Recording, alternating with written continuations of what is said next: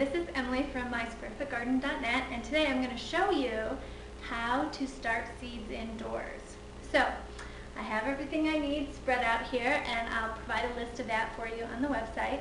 The first thing you need is a pot to put your seeds in. Now, one option are these Jiffy pots. They look like this, and if you're going to do Jiffy pots, this is a good size to do them. I like these because they absorb water, and it's really easy to see with a Jiffy pot if they need to be watered or not. What I didn't like about using them is I felt like the plants that I planted with these get a little bit root bound. I prefer to use these. These are pots that I bought at Walmart. They're like little flower pots, and they came like this with a bottom on them. I take the bottom off because I like to water them from the bottom. It prevents mold growth and the soil sinking and sinking and sinking as your plant is growing. So I pull those off and I use these. I reuse these every year. It's important that if you do this, you really need to wash them, sterilize them. I run them through my dishwasher so that they're nice and clean and they don't carry disease from one year to the next.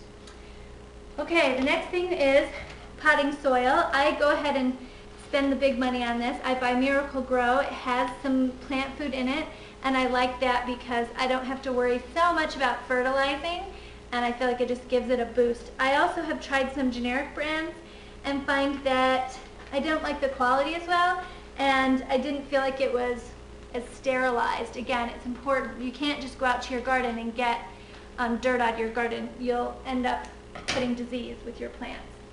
Now we'll see if I can do this without making a huge mess. Okay. Now, I usually do this part in the garage. I pour it into a bucket.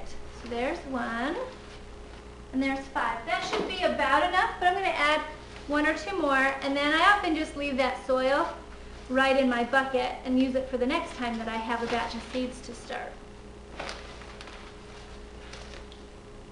Do 2 more because we're going to get this wet, so it might shrink down a little bit. Okay, so next I'm going to take my sink and put some water in with the dirt, and I'm going to mix it all up until the soil is kind of damp.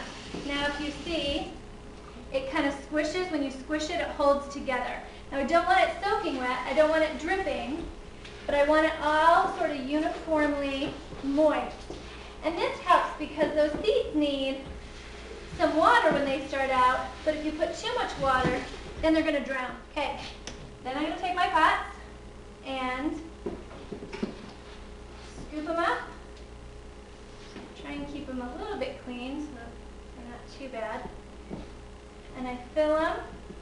And I actually kind of mound mine a little bit higher.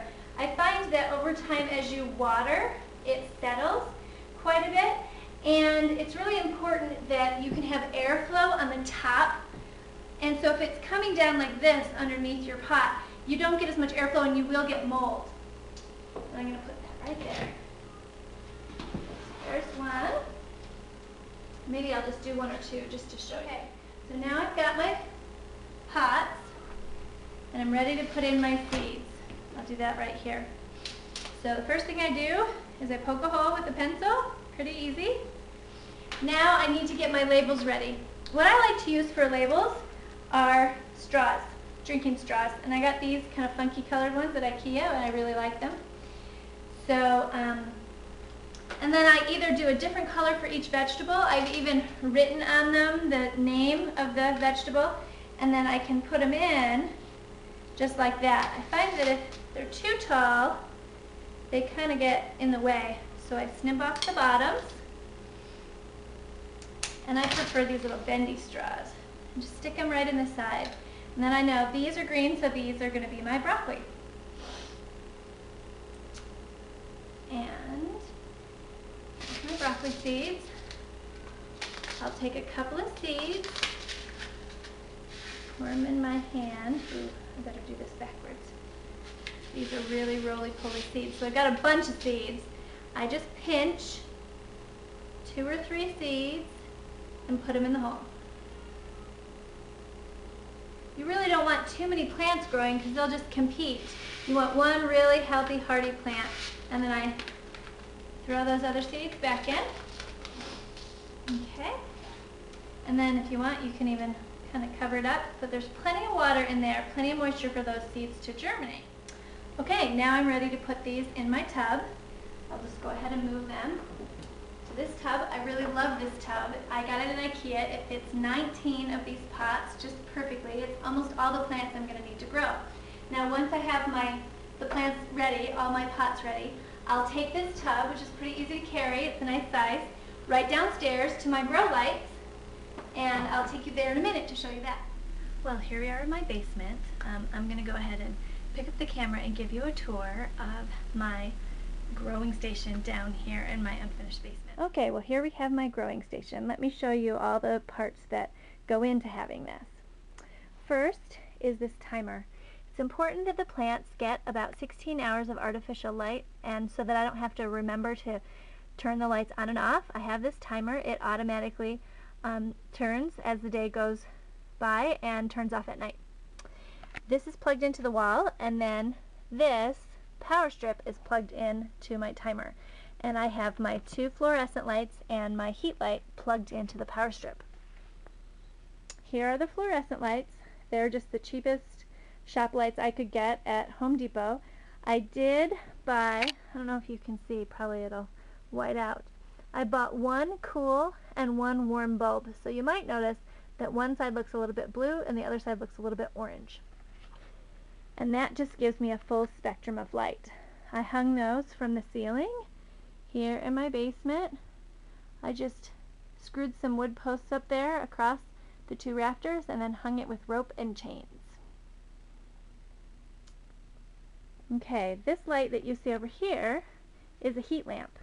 It's just got a 30-watt floodlight bulb in it, but it's important that these plants have a warmer temperature. My basement is about 62 degrees, and they really won't germinate very well in that temperature. And so I have this light that it comes on just to keep it warm. The fluorescent lights are the ones that are really providing the light, but they don't heat up very much. Now the last thing, which is just because this is how I am, I keep a little thermometer down here. This is an indoor-outdoor, so you can see indoors it's 63, outdoors it's 65.8. Now the outdoor one is hooked to this little sensor, and I just put it in here so I have an idea if my plants are warm enough. Now the thing I wanted to show you is how close these lights are. I don't know if you can kind of get a view of that. That you want to keep your plants 1 to 2 inches below the lights. And the reason I have them on the chains is that as the plants grow, I'll just put the chains up a little bit so that they stay as close as possible without touching the plant. Okay, I almost forgot. Last important part of growing our plants indoors is having a fan.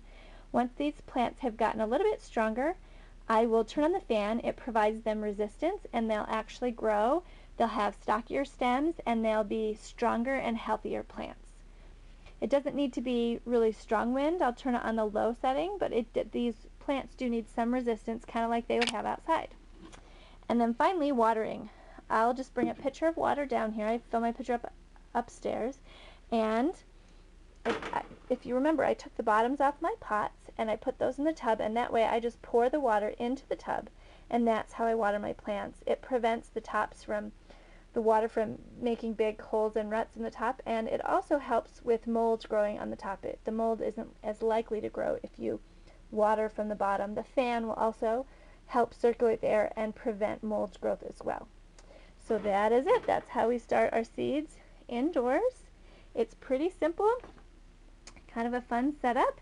It's really fun to watch in the middle of the winter something growing, even though it's still snowy and kind of yucky outside.